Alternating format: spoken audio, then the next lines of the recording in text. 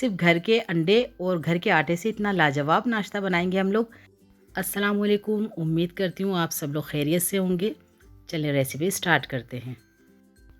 एक बाउल में 2 अदद अंडे शामिल करें, कुटी हुई मिर्च हाफ़ टी स्पून, नमक 1/4 टी स्पून, 1 हरी मिर्च कटी हुई शामिल कर दें, थोड़ा सा हरा धनिया शामिल कर दें, उसे अच्छी तरह मिक्स करें।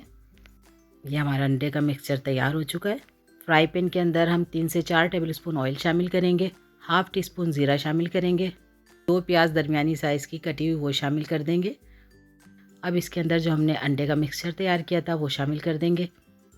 ये हमने अंडे का मिक्सचर शामिल कर दिया है। अब हम इसको मिक्स करेंगे और अच्छा सा फ्राई करके इसको 1 से 2 मिनट खागीना तैयार कर लेंगे। अब ये हमारा नॉर्मल आटा है जो हम घर की रोटियां बनाते हैं, उस आटे को हमने ले लिया है। इससे ही हम ये पराठे बनाएंगे। अब नॉर्मल से हमने इसकी रोटी बेल लेनी है।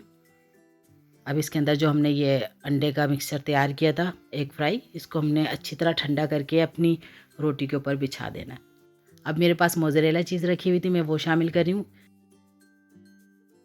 अब इसको हमने पानी, सादा पानी है, इससे हमने साइडों पे ना पानी लगाना है।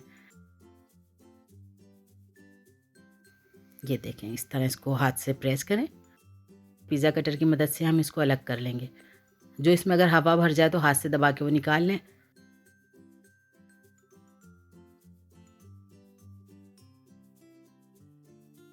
मैं शैलो फ्राई कर रही हूँ इसको, आपको जैसा पसंद हो। अब हल्की आंच पे दोनों साइड से इसको हमने ऐसे पकाना है कि क्रिस्पी हो जाए।